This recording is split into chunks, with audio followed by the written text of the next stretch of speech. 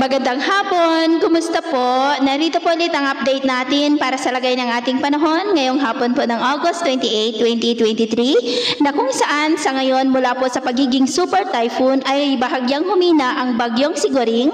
at naging typhoon na lamang pero nananatili pa rin na malakas itong bagyo at taglay ang lakas ng hangin na umaabot po sa 175 kilometers per hour at bugso na 205 kilometers per hour. Nasa layo po ngayon ng 190 km east ng Palanan, Isabela at posible ngayong gabi hanggang bukas ng madaling araw ay babaybayin po nito ang silangang baybayin ng Cagayan at bukas ay nasa silangang baybayin na po ng Santa Ana, Cagayan at magsisimula na natahakin ang silangang baybayin ng mga isla ng extreme northern Luzon at pagsapit po ng Miyerkules ay nagbabanta na maglandfall dyan po sa may Batanes at posibleng lalakas muli yan into super typhoon with an intensity peak of 220 kilometers per hour. At pagsapit po ng Miyerkules ng gabi ay posibleng papasok na rin sa loob ng ating area of responsibility ang potensyal na bagyong Hana na siya pong lalo pang magpapalakas ng habagat. At sa lagay ng ating panahon ngayong hapon,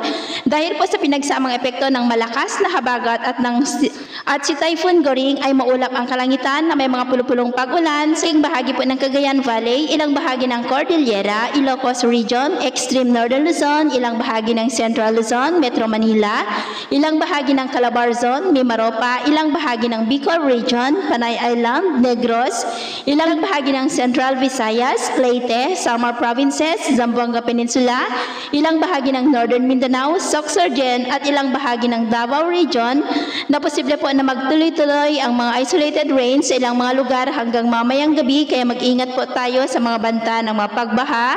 at pagguho ng lupa.